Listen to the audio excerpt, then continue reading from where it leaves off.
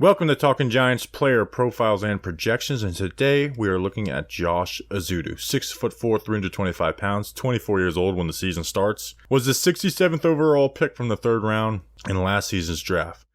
Justin, last year he allowed 3 sacks, 4 hits, and 8 pressures in essentially his 5 full games. Third worst pass blocking efficiency in the NFL for guards, worst out of the 10 rookie guards. The good news for him, Justin, is all the rookie goods were bad. And he was always going to be a guy who I thought would struggle year one. Yeah, and I think the most important part about Josh Ezeudu's season is there was a trajectory of it started at the bottom, and then he kind of went up from there. And it was just so unfortunate that he did get that neck injury that inevitably ended his season, because I thought he was at a point where he was improving week to week, and his hands were looking better, and we were able to see his really good athleticism finally getting paired with somewhat decent technique where it was not a disaster compared to the start. Yeah, it was still bad though. Like, if you look at those first 6 games where he played, is like he gave up 2 sacks and 2 pressures and 32 snaps, which is, 1 bad snap every 8 snaps. And the 4 games that he played in the Jags game and then started the other 3, gave up a sack, 4 hits, and 6 pressures. So not as many.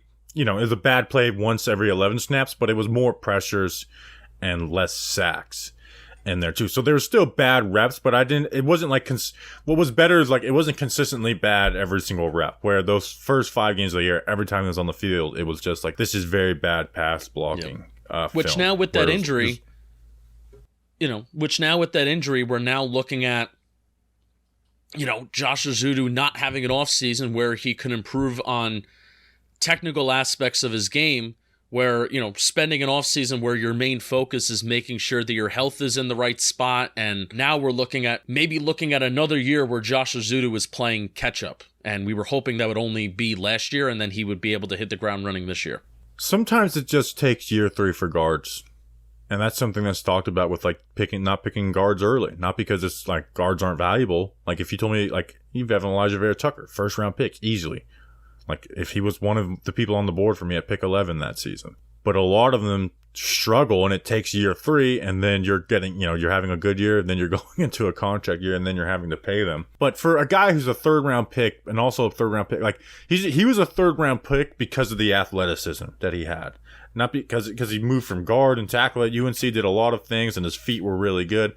It wasn't like this guy's great and technically sound. This is always going to have to be work with him, because his hands were non-existent at UNC and at the beginning of last season.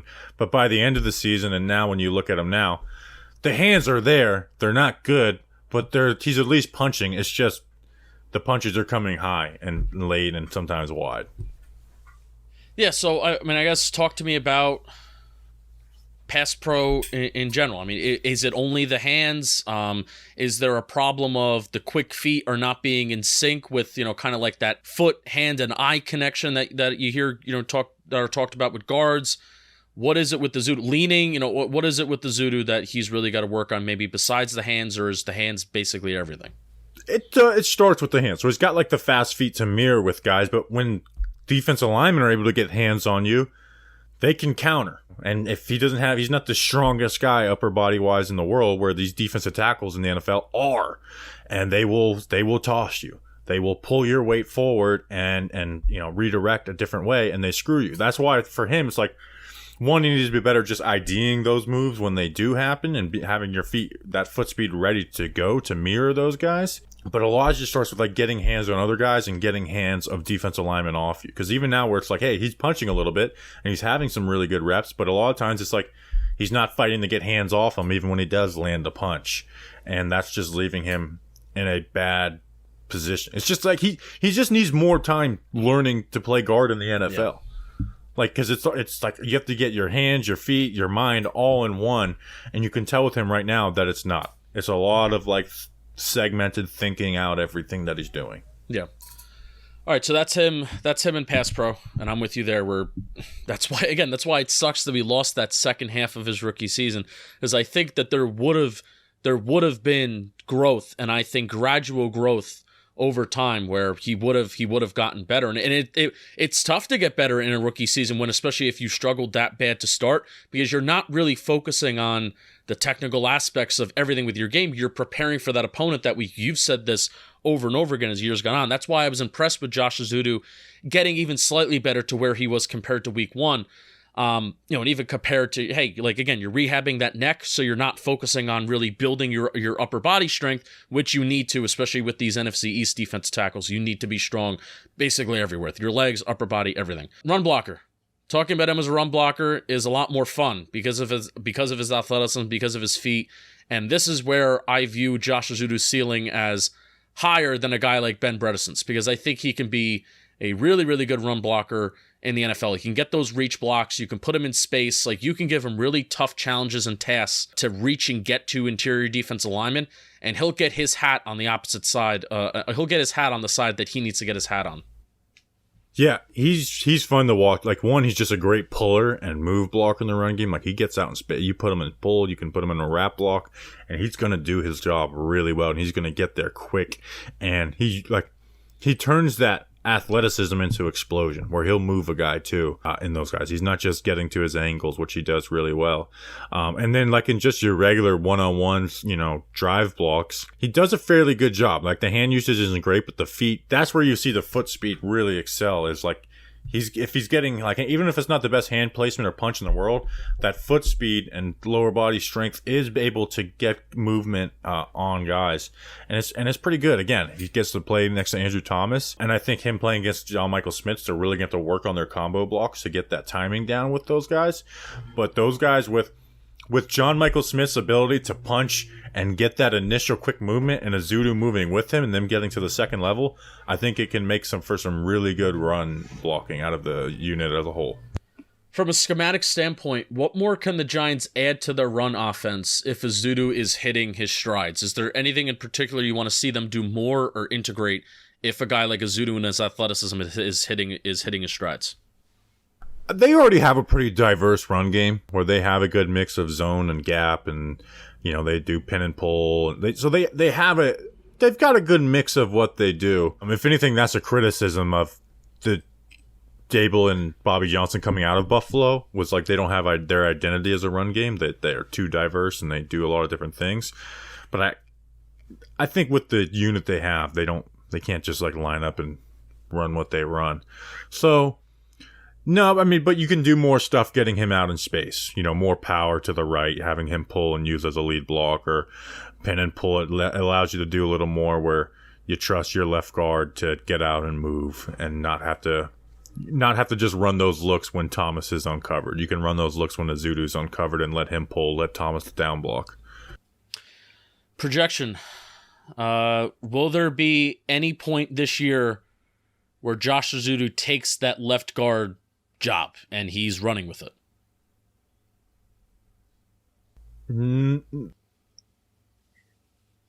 No, but I think there's going to be games where he starts full time because of injuries. Probably. I'd agree with that. Ben Bredesen. Let's just face it. One of most likely Ben Bredesen, unfortunately. Yep. One of him, Mark Lewinsky, John Michael Schmitz, or Ben Bredesen will probably miss some games. Which in that case, Josh Ezeudu is the starting left guard for the entire game, no matter what. Yeah. But that's not taking it and running with it. No, because I think Ben Bredesen's better than him, and he's got no reps at right guard. Do you think it'll get so bad to the point it would have to be Ben Bredesen taking the job at right guard over Lewinsky, which I'm not believing until I see. That's fair.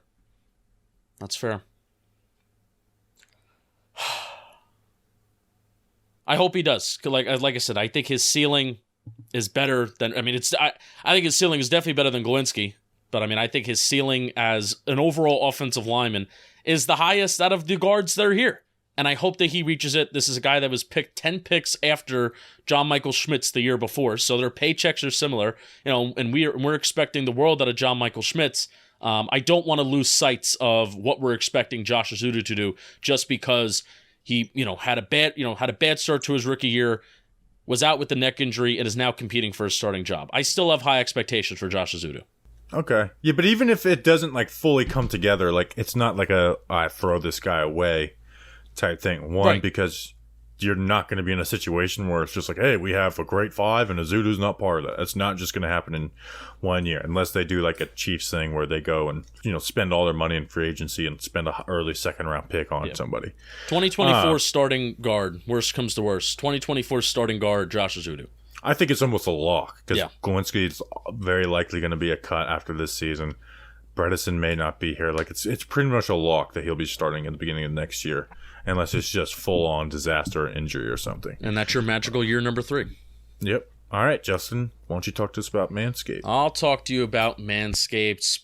Speaking of magic numbers, how about the number 4, the Manscaped Platinum Package 4.0? It's a one-stop shop for you, the man who deserves it all. Manscaped is sponsoring our PPPs. They're sponsoring our camp coverage like they do because they like to sponsor our draft coverage. They sponsor our draft coverage the last couple years, and now they're like, guess what? When the weather's cold, we want to sponsor Talking Giants. When the weather's warm, we want to sponsor Talking Giants. And they'll help you prepare yourself to go to the beach and for the summer with the Lawnmower 4.0 trimmer. Get trimmed up down there. The Weed Whacker ear and nose hair trimmer. I use that thing like every 2 weeks. The Ultra Premium Body Wash 2-in-1 shampoo and conditioner. Deodorant and so much more. The Platinum Package, they cover all the bases from head to toe and hair to ball fro too. Get 20% off and free shipping with the code GIANTS at manscaped.com. 20% off with free shipping at manscaped.com when you use promo code GIANTS. Use the Platinum Package, Bobby. Gold standard, get out of here. You're out, Pop. It's not good enough anymore. You'll be glad you did. You'll be glad you did. Xavier McKinney, 6 foot, 201 pounds, 24 years old, entering a contract year in year 4 after being an early second round pick. Justin, in 2021, he lit it up statistically with 5 interceptions, 10 passes defended, which were both top 5 in the NFL for safeties and top 3. Last season, a little bit of a bumpy year. Had an ATV accident that made him miss 8 games. He had 0 interceptions, 5 passes defended, so not bad in those 9 games, but in a very different role. And I think Xavier McKinney needs to step up to the plate a little more in this Wink Martindale scheme, but his film was good last year, but there is some areas where I think he needs to improve if he's going to be in a Wink Martindale scheme. Yeah, I agree, because the main question we had about Xavier McKinney heading into last year was, are you a playmaker or are you a preventer under Wink Martindale's defense?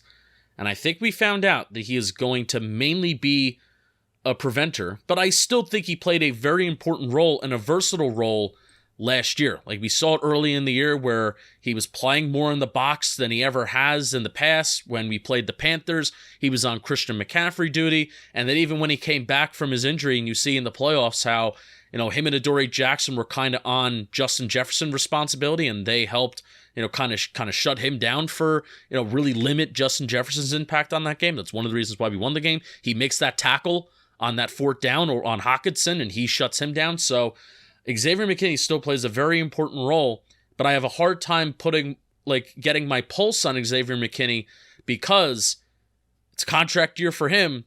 I know he wants to be paid like a top safety, but if you look at the numbers that the top safeties produce in the NFL in terms of interceptions and, big time plays, Xavier McKinney did not do that last year, and missing so many games really did hurt the Giants season.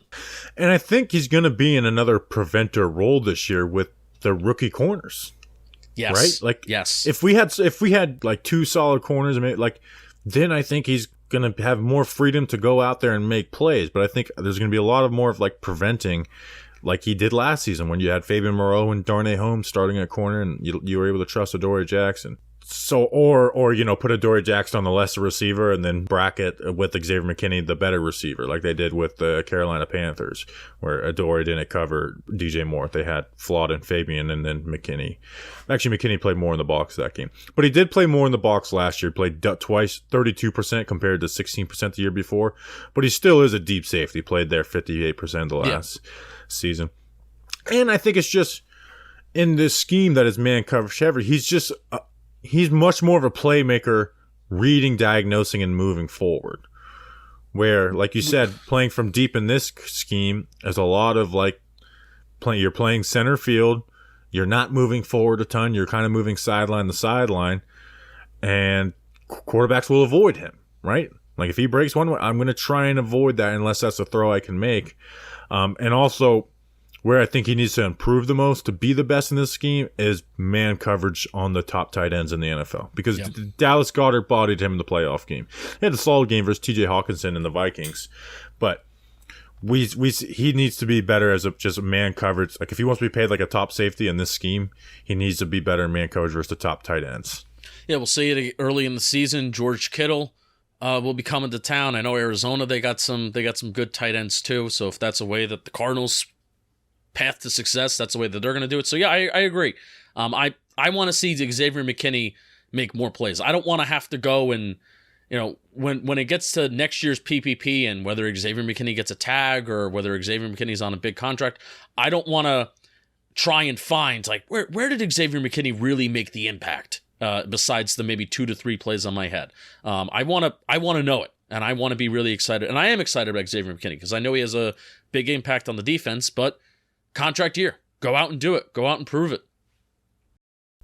Yeah, and I think Wink showed towards the end of last year that they might be a little more diverse in their scheme. They're still going to be a single high man coverage, cover 3, cover 1, cover 3 team.